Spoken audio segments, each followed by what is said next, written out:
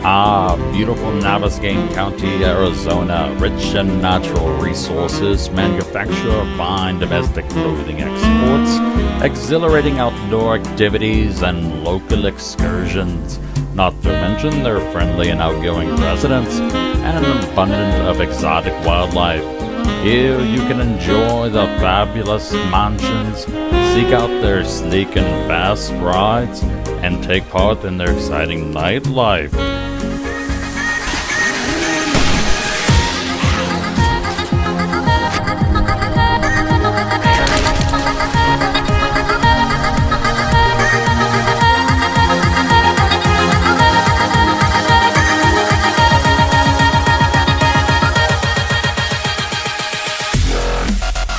7 Days to Die is a unique game that mixes survival horror, block building, and crafting, and is also a first-person shooter. Since its release, it has now ventured onto the consoles and allows for both single-player and multiplayer mode with ease. Starting off, if this is your first time playing, I would highly recommend that you choose the Navezgane maps. The Navezgane maps are already well researched by the 7 Days to Die community with well drawn maps of important locations and resources. Advanced settings allow you to change other gameplay elements, from the amount of zombies you might encounter to adjusting how easy it is to acquire loot. As you enter the game, you will find out that you are in a random location every time you start up a new game. So one moment you might be in the desert biome, the other moment you might be in the burnt forest, or maybe the forest itself, or tundra. Each area has its own unique elements that go against you. So at that point, your survival begins now. Following the tutorial is helpful for you to get your starting equipment, but as the day turns into night, you're going to want to make sure that you have some sort of shelter. Start by making a stone axe. This is your most important starting tool.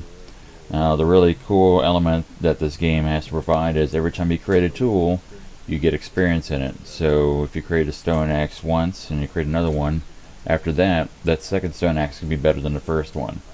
So feel free to level up your skills. You can use the stone axe to mine rocks and chop trees, plus it is helpful for self-defense. Harvesting grass gets you fiber, and that can be used in a variety of tools as well as clothes. Next, you want to search for an already existing house. This will be your first startup base. Throughout the maps, you'll find like these little houses, trailer parks, even buildings that you can actually turn into shelters with ease. So what you're going to need from there is you're going to need to search out wood from trees or aged wood. Aged wood is only in the desert, and the desert has no trees, unless you call a tree a cactus. Good luck at trying to get wood out of that. Next, seek out stones for building a campfire to provide warmth, especially if you're in the tundra region. Funny fact, if you jump into the water, if you're freezing, you actually get warm. I don't know, maybe it's a bug. Bird's nest will be important to actually get two things out of that. You get feathers and eggs, which is a helpful startup food. But for you to actually cook the eggs, you're going to need to have a campfire. So that's where you're going to need to have stones. So if you are in an area of large abundance of wood, you might want to make some spike traps to help fend off the zombies at night. Just place them around the building or around the doorways. When night comes, be prepared to take refuge in your home. Zombies become feral at night and will run to attack you.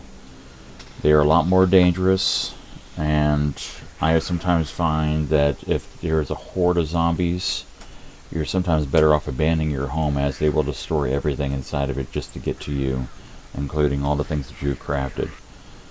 But always be on the lookout for cargo drops from airplanes. You'll hear them flying overhead, and they'll drop off cargo.